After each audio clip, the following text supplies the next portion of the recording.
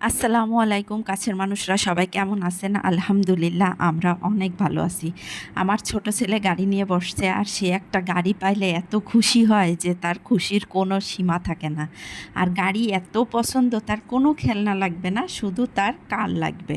তো গাড়িটা পেয়ে তো তার বাবা তাকে এই গাড়িটা এনে দিছে। বাবাকে বারবার বলছে আমার জন্য একটা গাড়ি আনবা, আমার জন্য একটা গাড়ি আনবা। যেখানেই যাক তার একটা গাড়ি কেনা লাগবে। তো এটা পেয়ে সে খুব খুশি। আমি বলতেছি সবাইকে একটু সালাম দাও। তো কোন হাত দিয়ে দিবে বুঝতেছে না, প্রথমে বাঁ হাত দিয়ে দিছে, তারপরে আবার ডান হাত দিয়ে দিছে। এইরকম দুষ্টামি করতেছে। আর আজকে মোটামুটি গাড়িটা নিয়েই আছে সারাদিন সে।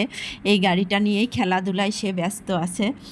তো সকালে খাওয়া দাওয়া করলাম, করার পরে ছেলে গাড়ি নিয়ে খেলা করতেছে, আর বড় ছেলে স্কুলে চলে গেছে। তো আমি ভাবলাম একটু ভিডিও করি আমার ছোট ছেলের। এত দুষ্টামি করে সারাদিন, মনে হয় যে সারাদিনই ওরে নিয়ে আমি ভিডিও করি, খুবই ভালো লাগে। তো দুপুরে রান্না করতে চলে আসলাম। আজকে দুপুরে গরুর মাংস দিয়ে আর আলু দিয়ে পেঁপে দিয়ে রান্না করব। যেহেতু পেঁপে একটু মানে আলু ঘরে নাই, পেঁপে ছিল, তো ভাবলাম পেঁপে দিয়েই রান্না করি। আর পেঁপে দিয়ে মাংস রান্না করলে মাংস খেতে কিন্তু অনেক মজা লাগে, লাউ দিয়ে বলেন পেঁপে দিয়ে বলেন। তো আমার ছেলেরাও মোটামুটি এখন একটু একটু পেঁপে খায়, তো সেজন্য পেঁপে দিয়ে রান্না করব।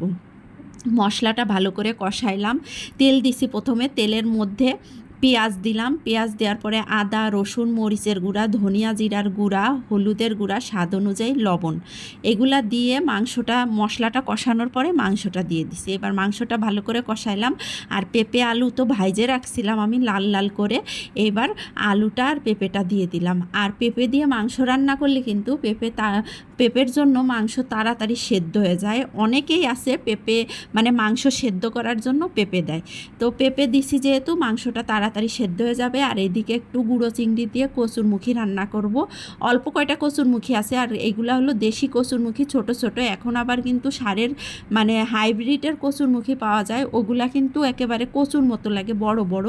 আর এই কচির মুখিগুলো কিন্তু খেতে বেশি মজা। তো কচুরমুখিতে আজকে বেশি ময়লা নাই, কিন্তু কচুরমুখিতে কিন্তু বিজলা ভাবটা থাকে। তো হলুদ লবণ দিয়ে যদি একটু ভালো করে আপনারা চটকায় ধুয়ে নেন, সেক্ষেত্রে এই বিজলা ভাবটা কেটে যায়। আর রান্না করলে একেবারে আলুর মতো লাগে, মনে হয় না যে কচুরমুখি খাচ্ছি, খেতে অনেক মজা লাগে।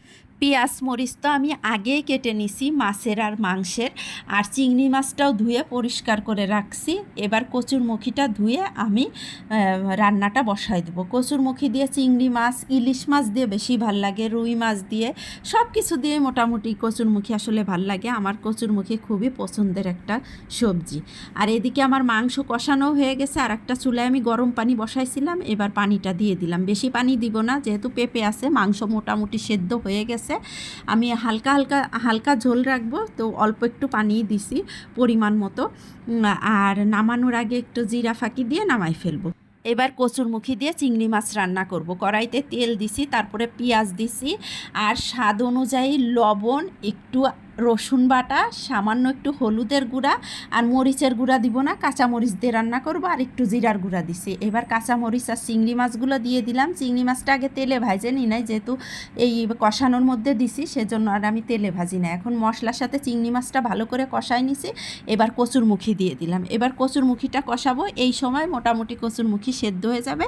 কষানো হয়ে গেলে একটু ঝোলের পানি দিয়ে দিব, আমার রান্না কমপ্লিট। আর এই তরকারিটা যে এত মজা হয়েছিল ভাই রে ভাই, অনেক মজা হয়েছিল। আর দেশি কচুরমুখীগুলো কাটতে কিন্তু একটু কষ্ট হয়, কিন্তু খাইতে অনেক মজা।